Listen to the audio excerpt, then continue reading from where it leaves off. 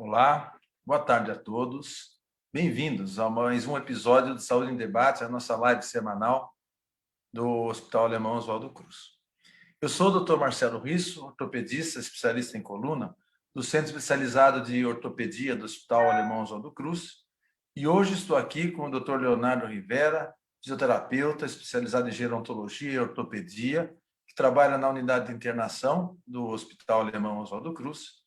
E nós vamos bater um papo a respeito de hérnia de disco, focando em quando há necessidade real do tratamento cirúrgico. A hérnia de disco é algo extremamente comum e é um diagnóstico que muitos que estão nos assistindo têm ou conhecem alguém que tem. É uma situação muito frequente, mas nem sempre está associada a uma situação patológica, a uma condição que precisa de um tratamento ou uma condição grave.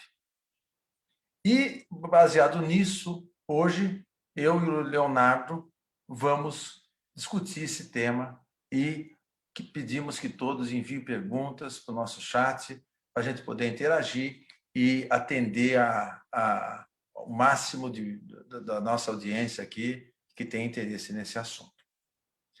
Primeira questão que eu acho importante a gente definir é quais são as causas da hérnia de disco. E quando a gente fala de causa de hérnia de disco, a gente não está falando de uma causa. A gente está falando de um conjunto de fatores que podem favorecer uma pessoa desenvolver a hérnia de disco. O primeiro conjunto de causas tem a ver com a pessoa, tem a ver com a estrutura do disco. São questões que têm relação com genética, que têm relação com a condição física de cada um, que tem condição com a musculatura, com a estrutura óssea, com a nutrição do disco. Então, essas questões, elas são individuais e são relacionadas a alguns fatores de risco que nós vamos comentar depois. E cada pessoa, baseado no risco familiar, ela pode ter uma chance maior de ter hérnia de disco. Mas existem situações ergonômicas, situações posturais, que podem favorecer o indivíduo a ter uma doença do disco. Então, Leonardo, o que você poderia dizer para a gente um pouco a esse respeito? Né? As situações biomecânicas, funcionais, que podem aumentar a possibilidade de causar hérnia de disco. Boa tarde, Leonardo. Obrigado, doutor Marcelo. Boa tarde a todos que estão nos acompanhando, debatendo esse tema de relevância para a sociedade no geral, né?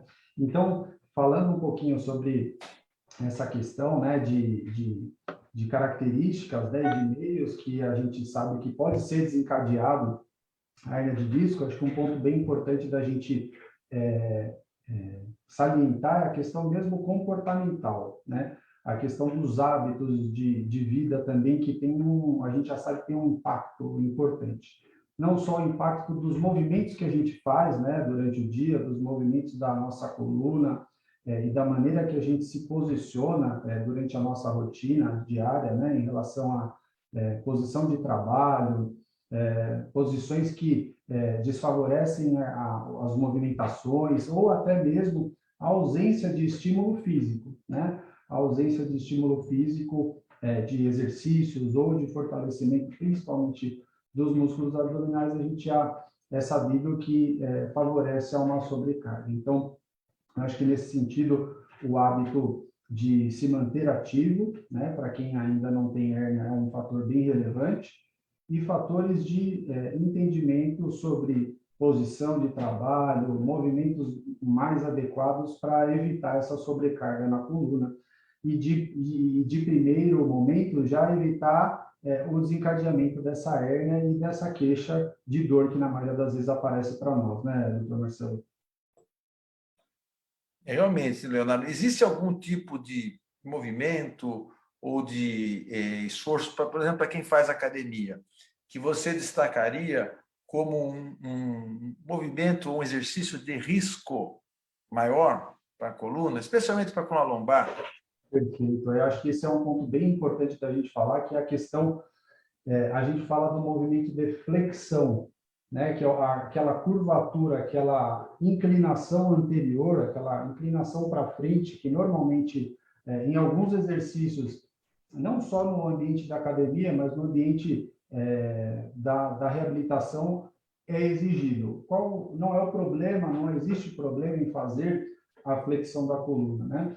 Quando a gente pensa um pouco em mecanismo de lesão da hérnia de disco, e aí eu acho que foi muito legal a pergunta do Dr. Marcelo, a flexão em alguns movimentos, né? Então, a flexão, o inclinar anteriormente, normalmente com alguma carga, né? A gente pode falar do exercício físico com carga, ou a gente pode falar do movimento cotidiano de agachar para pegar uma caixa pesada no chão na nossa rotina diária. Então, o fato de abaixar com a coluna para frente, sustentar esse peso e fazer uma extensão, né, que é o levar a coluna para trás, isso leva uma sobrecarga no disco e normalmente a hérnia tende a aparecer em um movimento desse, né? Então, inclinação, sobrecarga no membro superior, nos braços, e o retorno abrupto. Isso normalmente causa desencadeia, pode desencadear, são dos fatores para essa hérnia e para essa dor já serem um pouquinho mais sentidas. É muito bom.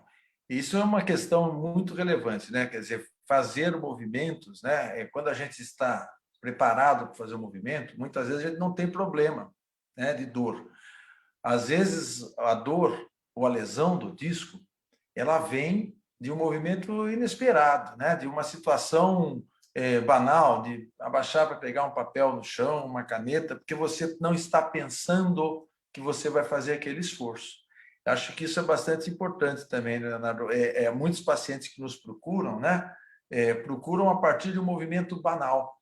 E quando a gente está fazendo um exercício, nós temos uma percepção de que nós vamos fazer um esforço e a nossa musculatura se prepara para isso, né? E protege os movimentos que vão estressar o disco. E realmente isso que o Leonardo falou é importante. A flexão do tronco e a flexão, muitas vezes associada à rotação, ela leva a um estresse muito grande, especialmente no disco, nos discos da coluna lombar, os discos mais baixos. E são situações que podem desencadear uma lesão do disco, que pode levar a uma hérnia. Eu acho que hérnia é uma palavra que é muito falada e às vezes é muito pouco explicada, né, Leonardo? Eu acho que vale a pena a gente falar um pouco o que é hérnia. Quer dizer, hérnia no nosso corpo é tudo aquilo que sai do lugar que está definido, tudo que se desloca, né? E a hérnia de disco é quando um fragmento do disco se desloca da posição normal para uma posição anormal. E aí, esse deslocamento pode levar a pessoa a ter diferentes tipos de sintomas. Às vezes, eu recebo pacientes que falam, eu tenho hérnia de disco, mas a minha irmã também tem hérnia de disco e a dela melhorou, então a minha vai melhorar. Isso depende muito. Hérnia de disco não é uma entidade, não é uma doença. É um conjunto de possibilidades. A hérnia vai ter um tipo de sintoma se ela for na coluna cervical, outro tipo de sintoma se ela for na coluna torácica e outro tipo se ela for na coluna lombar. Primeiro ponto. Segundo ponto, a hérnia ela pode ser muito pequena, ela pode ser uma hérnia média, ela pode ser uma hérnia muito grande. A hérnia de disco, ela pode estar no meio do disco, ela pode estar um pouco deslocada para o lado direito, muito deslocada para o lado direito e a mesma coisa para o lado esquerdo. Então, cada característica anatômica da hérnia pode produzir sintomas diferentes. E diferentes desde um sintoma, nenhum sintoma, a pessoa tem uma hérnia, nem sabe que tem, e quando vai fazer um exame e descobre que tem hérnia de disco, né? Até situações que pode levar a uma hérnia com uma compressão da medula, uma situação de urgência, que precisa de uma cirurgia imediata. É lógico, isso é algo relativamente raro, mas existe. Então, pensar em sintomas da hérnia de disco, primeira coisa que nós temos que pensar, nós profissionais, quando nós avaliamos um paciente, pensar que tipo de sintoma ela pode causar, depende da localização na coluna e depende da localização da hérnia no disco, né? O disco é uma estrutura ovalada e aí a gente tem as hérnias no centro, deslocadas um pouco e muito deslocadas. Isso vai diferenciar os sintomas. E aí, se a hérnia de disco, o sintoma mais comum é dor. Então, dor no pescoço, dor nas costas, dor na lombar. Mas, além disso, a hérnia pode estar em conflito com uma estrutura neurológica. Ela pode comprimir uma raiz nervosa que inerva a nossa perna, que inerva o nosso braço. E aí, na compressão nervosa, ela pode levar a diferentes sintomas. E aí são sintomas do nervo, que podem ser a dor irradiada, popularmente chamada de ciática, né, que é a dor que irradia para a face posterior da coxa e vai até o pé, ou uma dor, uma braquialgia, que é uma dor que sai do pescoço e pode ir até os dedos da mão. E, às vezes, ela pode levar a sintomas sensitivos, como dormência, formigamento, até um estágio mais avançado, que pode levar a perda de função, perda de movimento, perda de força. Então, a pessoa vai segurar uma garrafa e não sustenta, ou vai dar um passo e o pé não levanta. Então, esses sintomas são muito variados. E quando a gente pensa da hérnia, então a gente tem que pensar que uma hérnia de disco pode dar desde nenhum sintoma até sintomas bastante graves que podem significar uma emergência, né? Acho que isso é relevante a gente comentar, porque a hérnia é muito comum, mas elas são diferentes. E normalmente a maioria das hérnias não são graves. Bem, a respeito dos sintomas, Leonardo, o que mais você acha que a gente poderia acrescentar aqui? O que eu observo assim na relação dos sintomas, como fisioterapeuta na nossa vivência, né, eu acho que uma coisa relevante é a gente ter atenção com alguns sinais, né? Para quem tem a dor lombar já específica, ou para quem já tem a hérnia de disco diagnosticada, vamos falar assim, ele tem alguns sinais de alerta, né? Aqueles sinais que a gente precisa ter atenção em relação à piora do sintoma. Aí eu levanto exatamente o ponto que você comentou do agravamento, né? Eu tinha uma dor lombar que ela foi aumentando, aí eu senti ela irradiar pelo lado da minha perna e hoje eu estou sentindo dificuldade para dar um passo, né? Então eu acho que para as pessoas que nos assistem, né, elas terem essa sensibilidade de não negligenciar também, né? Eu acho que talvez essa mensagem para a gente em relação aos cuidados dos sintomas, né? E não é um intuito de pôr medo, mas é um intuito educacional. Sentiu dor, né? A dor piorou, você está sentindo que o formigamento está aumentando, está atrapalhando no passo, para subir um degrau da calçada, por exemplo, ou a sensibilidade no pé ou em alguma região está diminuindo, a gente procurar assistência médica, né, para investigar e tratar.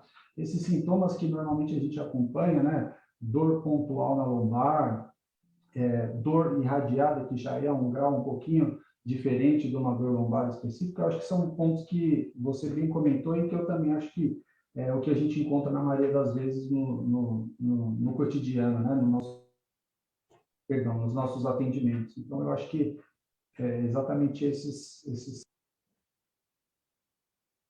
Muito bom. Às vezes as pessoas confundem um pouco, né, a hérnia de disco e a questão do envelhecimento, da idade, né? Hérnia de disco não é uma doença do idoso. Hérnia de disco é uma doença do adulto de meia idade. A idade de maior risco é aquele indivíduo na idade produtiva, é o indivíduo que está entre 30, 35 anos até 65 anos. O pico de incidência é por volta dos 45 anos. Então, é diferente da artrose, da espondiloartrose, da estenose lombar, que são outras doenças que afetam predominantemente o indivíduo após a sexta década de vida.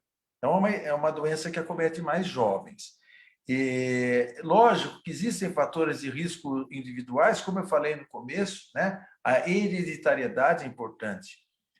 Pacientes que têm parentes em primeiro grau com hérnia de disco têm uma chance maior de ter hérnia de disco, um fator genético.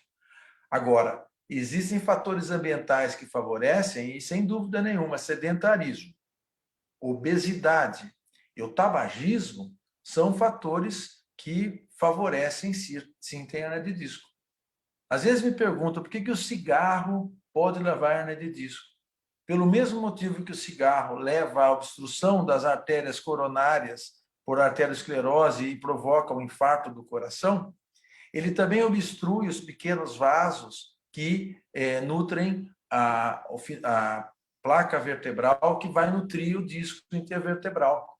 Então, tabagismo é um fator de risco importante para a hérnia de disco.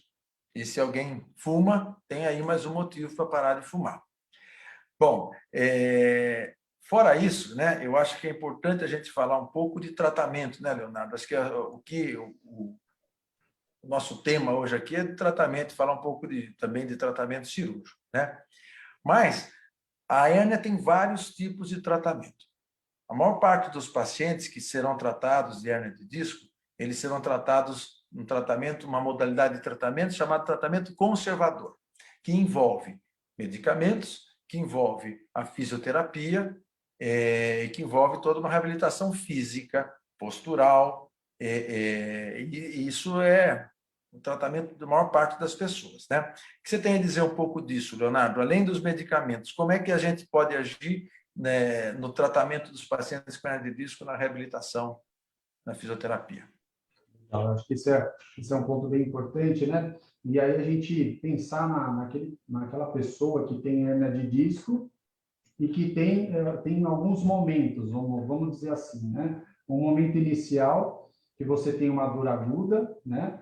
Então, aquele paciente que tem hernia de disco, que sentiu uma dor aguda e que essa dor vem persistindo, além do tratamento medicamentoso que é disponibilizado, a gente tem alguns recursos na fisioterapia que conseguimos controlar um pouco essa dor, né? Então, é sabido que eletroestimulação, de uma maneira geral, é um recurso que a gente utiliza para minimizar essa dor, né? Nessas fases agudas, isso eu acho que é uma coisa bem legal da gente salientar aqui, que a analgesia ela é necessária no momento daquela dor aguda, né? Mas o que um estudo, né, um guideline recente traz para a gente, falando sobre pacientes com dor lombar, eles nos trazem que, uma vez controlada a dor, né, num ponto mais sutil, né, não atrapalhando as situações de vida diária, o que vem em conjunto com isso é a movimentação, né? Por muito tempo a gente acreditou que após a dor, após a remissão daquela crise, saiu da crise de dor lombar, a gente tinha que se preservar, né? Mas o que a gente sabe hoje que é a movimentação e principalmente o fortalecimento dos músculos da barriga, vamos falar dessa maneira, né, do abdômen no geral, nós temos alguns grupos musculares que a gente precisa trabalhar ao longo da vida. Se a gente fosse pensar antes da hérnia, não é? Antes da hérnia, talvez uma conduta para toda a população fosse, bom, eu vou ter alguns exercícios desde da saída da infância e adolescência, esse seria um cenário perfeito para a gente trabalhar o fortalecimento dos músculos do abdômen. Porque o que a gente sabe é que, tendo uma musculatura da região abdominal mais forte, né, músculos mais bem preparados, a nossa coluna sofre menos. Então, aí a gente levando para a parte do tratamento, né, tratamento ativo, e a gente tem que lembrar disso, né, o tratamento da hérnia, uma vez que a gente saiu da fase aguda, ele precisa ter atividade, ele precisa ter movimento. O papel aí do fisioterapeuta nesse momento, identificar quais são os momentos e quais são os movimentos que pioram e quais são os movimentos que melhoram, para, a partir daí, trabalhar em cima disso, né? Isso é bem citado em alguns trabalhos hoje na literatura, que é o fisioterapeuta trabalhar em cima do movimento que o paciente ou a pessoa tem alívio. E aí a gente tem vários recursos, né? Eu vou me estender um pouquinho, porque eu vi duas perguntas aqui no chat, né? A gente já está falando de tratamento, eu acho que vale a gente comentar um pouquinho sobre isso. Tem uma pergunta aqui da Márcia Nunes, né? Ela comentou das causas da hérnia de disco e da exposição a cargas pesadas. Se a gente aconselha, né, a musculação, já que a maioria das pessoas que frequentam a academia não tem um profissional individualizado para acompanhar os movimentos, né? Qual que é o pior, fazer exercícios errados ou não fazer, né?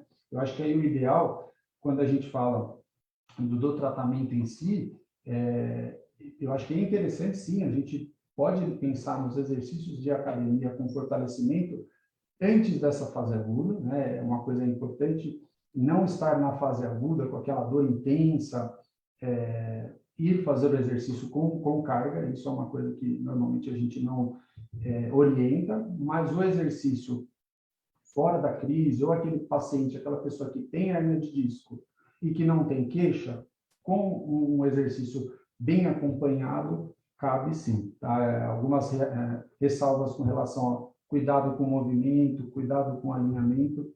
A orientação também é uma parte do tratamento, né?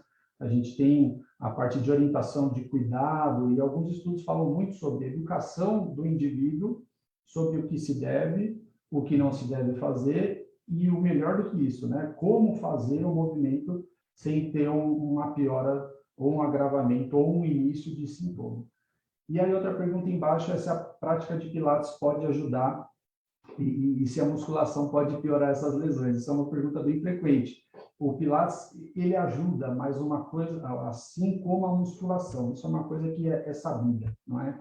O que se diz o que importa é a atividade em que o indivíduo se adequa melhor. Se eu, Leonardo, tenho uma dor lombar e eu fiz o Pilates e eu senti que o Pilates eu me adaptei, legal.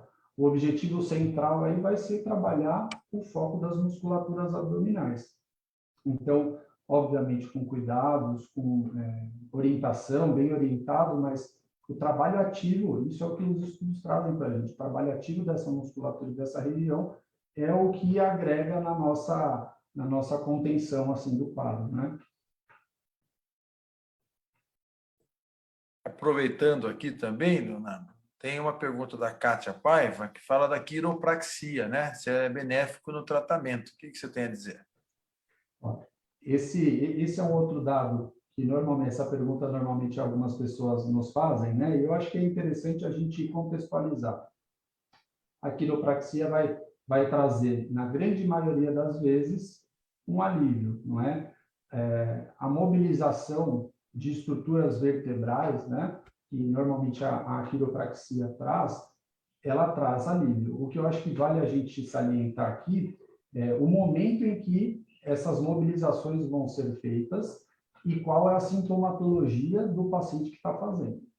Porque eu acho que, uma vez que o paciente tem uma dor intensa, com irradiação para membro inferior da perna, por exemplo, ou com uma perda de movimento, talvez aí seja um olhar para uma outra gravidade. Então, eu acho que é interessante, mas contextualizar sempre quem é o indivíduo que vai fazer a quiropraxia, qual o motivo e qual o sintoma, né, doutor Marcelo?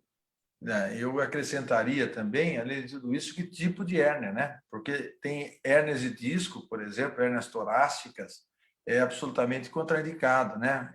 Você pode piorar a lesão neurológica em alguns movimentos. Então, obviamente, quer dizer, o tratamento de reabilitação e de fisioterapia, de quiropraxia, ele tem que estar contextualizado com o tipo de hérnia, né? Com o tipo de lesão que o indivíduo tem, com a localização, como eu disse no começo, para ser individualizado. Não existe um tratamento genérico que vai atender a todas as situações, a todas as pessoas e todas as hérnias. Tem que ser extremamente individualizado. E dentro do individualizado, quer dizer, a gente tem algumas outras modalidades de tratamento que podem ser indicadas, além, né, desse tratamento conservador. A cirurgia, todos sabemos que existe indicação de cirurgia na hernia de disco, mas antes da cirurgia, muitos pacientes que têm dor, que não têm perda de força, que têm hernia numa localização favorável, especialmente na região lombar, pode se beneficiar fazendo bloqueios e infiltrações na coluna, né? Isso pode diminuir bastante os sintomas de dor e favorecer uma reabilitação mais intensiva. Então, é um tipo de tratamento que vem sendo cada vez mais utilizado, é bastante aplicável especialmente nas hérnias lombares, mas, óbvio, não serve para todos os pacientes. E a questão é, quando nós conseguimos atingir um momento de controle da dor, da hérnia de disco, parte para uma reabilitação mais intensiva que vai dar um conforto ou uma diminuição dos sintomas de uma maneira mais efetiva, mais longeva e pode favorecer essa recuperação do paciente no longo prazo. Agora, o ponto que muitos perguntam é, bom, quando precisa partir para a cirurgia? Né? Quando a cirurgia está indicada? Cirurgia, ela está indicada, primeiro, para a minoria dos pacientes que têm hernia de disco. Em geral, por menos de 5% das pessoas que têm hernia de disco sintomática terão indicação de cirurgia. Especialmente, a gente vai pensar em cirurgia naqueles casos mais graves, naqueles casos onde existe uma compressão neurológica com perda funcional, quer seja perda de força ou perda de sensibilidade. Toda perda de força e toda perda de sensibilidade tem que ser submetida à cirurgia imediatamente? Não. Nós temos que graduar isso aí, e aí o médico, avaliando caso a caso, ele faz uma graduação. Existem alguns graus leves de perda de força que permitem esperar, e muitas vezes com a medicação, até com a infiltração, o paciente pode recuperar completamente. Outras situações, não. Podem até determinar um quadro mais urgente. E aqueles pacientes que não têm perda de força, não têm perda de sensibilidade, mas tem uma dor que a gente chama de dor refratária, uma dor que não melhora, apesar de todas as medicações, apesar de todos os recursos de fisioterapia, ou que melhora, mas por períodos muito curtos, quer dizer, a pessoa melhora e fica boa uma semana e depois volta a ter crise, depois faz tudo de novo e fica boa uma semana e volta a ter crise. São casos que são candidatos à cirurgia. Eu digo candidato por quê? Porque depende de fatores relacionados à hérnia e a outras situações, outras doenças que podem estar associadas na coluna, que vão determinar se a cirurgia é ou não é o melhor tratamento para aquela pessoa. Existem vários tipos de cirurgia. E aí a gente cai num outro ponto, e que hoje na mídia muito se fala de tipos de cirurgias minimamente invasivas para a coluna e etc. Isso realmente é uma realidade que nós vivemos. Hoje as cirurgias de coluna são muito mais seguras, são muito mais efetivas e são muito menos agressivas. Nós conseguimos fazer cirurgias com incisões menores, cirurgias mais precisas. Isso é verdade. Existem cirurgias que podem ser feitas com microscópio, que é aquilo que é mais usado, cirurgias feitas com endoscopia, que é uma câmera que a gente usa para fazer, cirurgias que precisam ser feitas no modo tradicional, ou seja, cirurgia abertas com incisões que vão visualizar diretamente o disco intervertebral, cirurgias que são feitas pela parte posterior do corpo, ou seja, pela região dorsal, cirurgias que são feitas pela parte anterior, especialmente cirurgias cervicais. Então, o tipo de cirurgia é muito individualizado. O importante é a gente destacar que quem vai precisar de cirurgia é uma parcela pequena dos pacientes e cada tipo de hérnia, cada tipo de paciente vai requerer um tipo diferente de cirurgia. É errado, às vezes, a pessoa olhar na rede social ou olhar na mídia que algum tipo de cirurgia para a coluna ela é boa, e ela procura o médico pedindo o tipo de cirurgia. Tem que ser ao contrário, quer dizer, a doença que indica o tipo de cirurgia, não é uma escolha da pessoa, do paciente. Existem situações que a gente pode optar por um tipo A ou B, mas aí isso tem que ser apresentado pelo médico a partir do momento que ele avaliou o tipo da hérnia, a localização da hérnia, e quais são, se existem uma, duas ou três alternativas eficientes para aquele tratamento. E dependendo do tipo de cirurgia, nós vamos ter diferentes recuperações. O que é importante saber é que as cirurgias que se faz hoje em dia para hernia de disco, elas têm uma recuperação relativamente rápida. A pessoa que opera já fica em pé e anda no dia da cirurgia ou no dia seguinte da cirurgia. A pessoa vai embora andando. Existem alguns mitos, né, que a pessoa fala que quem faz cirurgia de hernia de disco tem que ficar deitado 6 meses para depois voltar a andar. Não, não é verdade. Tem que usar colete. Normalmente não tem que usar nenhum tipo de colete. Então se faz a cirurgia de manhã, à tarde anda ou no dia seguinte, mais tardar, já está andando e vai embora andando. Vai embora com analgésicos, existe o incômodo do local da cirurgia, e isso é um fator que faz parte da recuperação de qualquer cirurgia. Mas o interessante é eu voltar aqui para o Leonardo, porque quem faz cirurgia de coluna também tem que, depois da cirurgia, fazer a reabilitação da coluna. Aqueles fatores que levaram a pessoa a ter hernia de disco, depois de feita uma cirurgia, não sumiram. Então, o sedentário, o obeso que operou a hernia de disco, ele tem que deixar de ser sedentário e deixar de ser obeso. Por quê? Porque nós temos muitos discos intervertebrais. Na coluna cervical nós temos 6, na torácica 12, na lombar nós temos 5, e se eu tenho um disco herniado, eu tenho chance de ter um segundo disco herniado ou um terceiro disco herniado.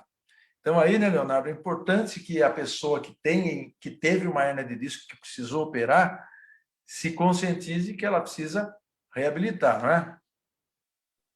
Sem dúvida. Eu acho que o seu relato de mudar essa perspectiva também de que depois da cirurgia de coluna eu vou ter que ficar completamente imobilizado ou vou precisar do leito, da permanência prolongada do leito, é uma questão importante da gente falar, porque se a gente for falar da fisioterapia já depois da cirurgia, na fase hospitalar, a gente tem alguns passos, né, que a gente acompanha aqui na nossa rotina.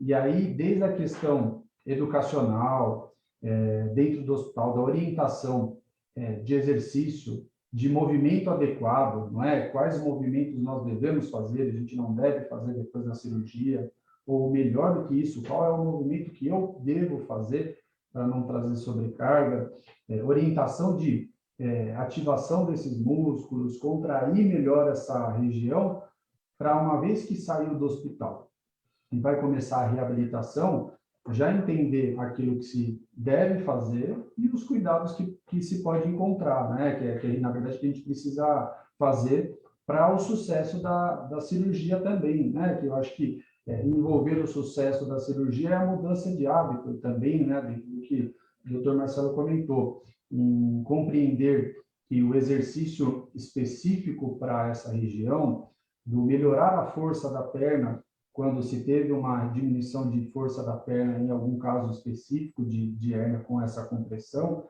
ela vai ser importante, né?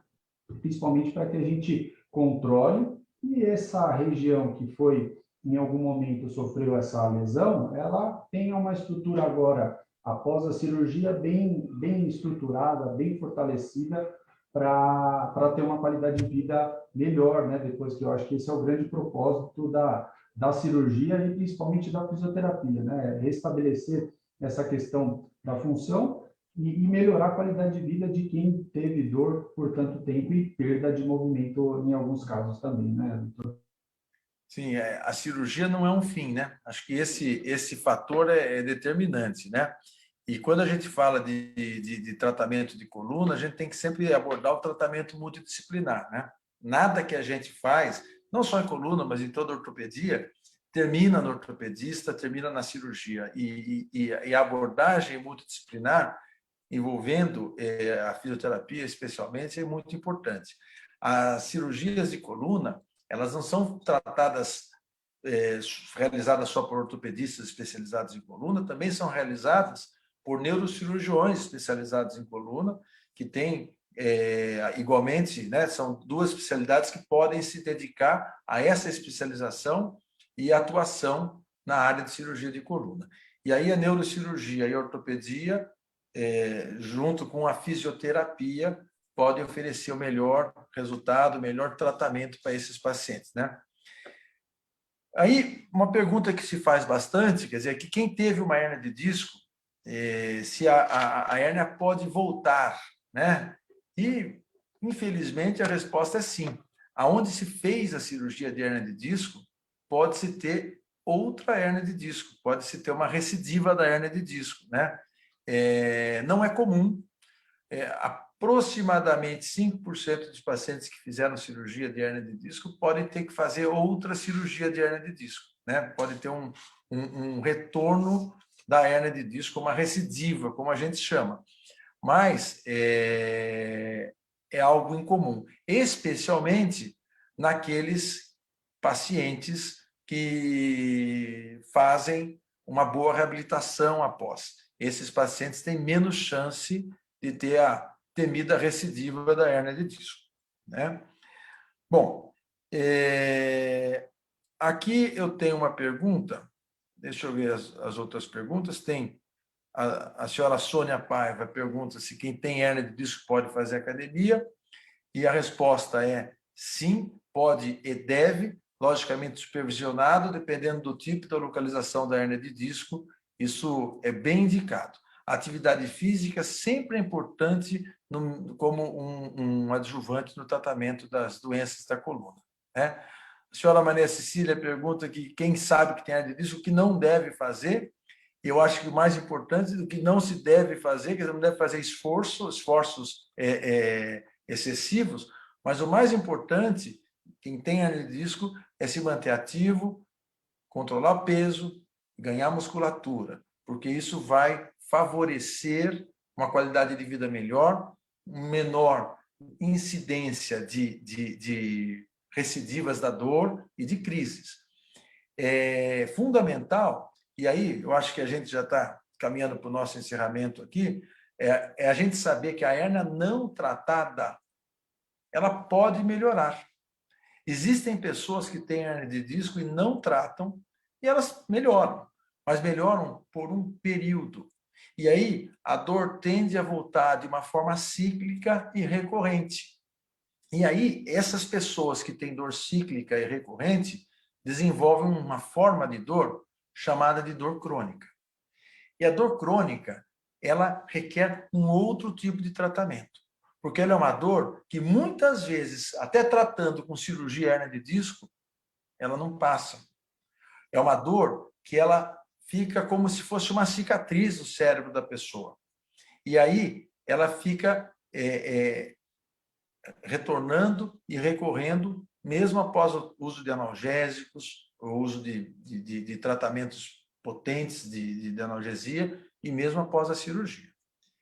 É fundamental a gente deixar a mensagem que o tratamento é importante. É fundamental deixar a mensagem que conviver com dor não é normal. Ter uma hérnia de disco e viver com uma dorzinha e achar que isso está bom, não é bom. Isso pode desenvolver esse quadro de dor crônica. E é fundamental alertar que as dores irradiadas associadas à perda de movimento podem requerer um tratamento que tenha alguma urgência. E aí, a busca de atenção médica o mais rápido possível pode ser algo que vai mudar a evolução dessa doença e evitar o desenvolvimento de alguma sequela decorrente da hérnia de disco. Leonardo, alguma consideração final aqui para a gente terminar? Eu acho que a mensagem você passou muito bem, né, doutor Marcelo? Eu acho que mais do que isso é a gente entender que existem tipos de hérnia de disco e que elas têm sintomas variados.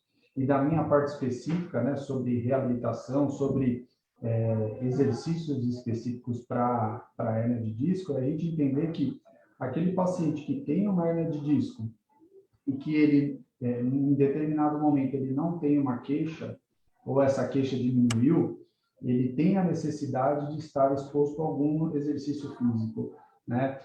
O sucesso de controle de toda essa gama de sintomas e de sinais que a gente encontra de dor, de perda de força, de limitação no dia a dia.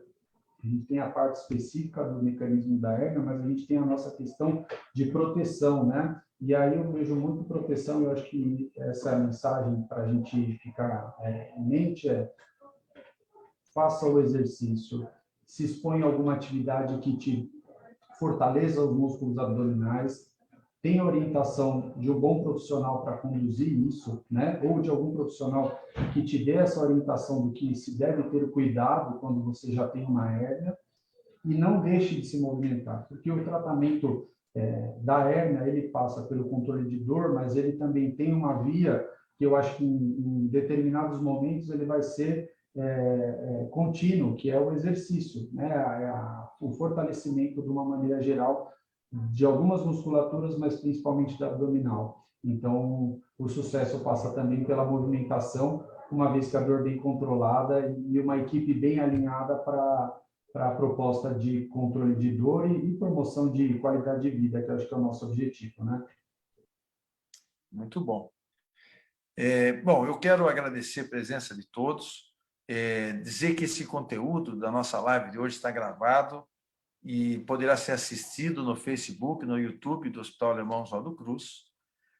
Deixo a nossa equipe à disposição para responder as perguntas pelo Facebook, que não foram respondidas durante a live, aquelas que surgirem depois, e também deixo a equipe do Hospital Alemão Oswaldo Cruz à disposição para atender aquelas pessoas que tenham alguma demanda e alguma necessidade de tratamento. Mais uma vez, obrigado a todos. Obrigado, Leonardo, e uma boa noite. Obrigado, boa noite, gente.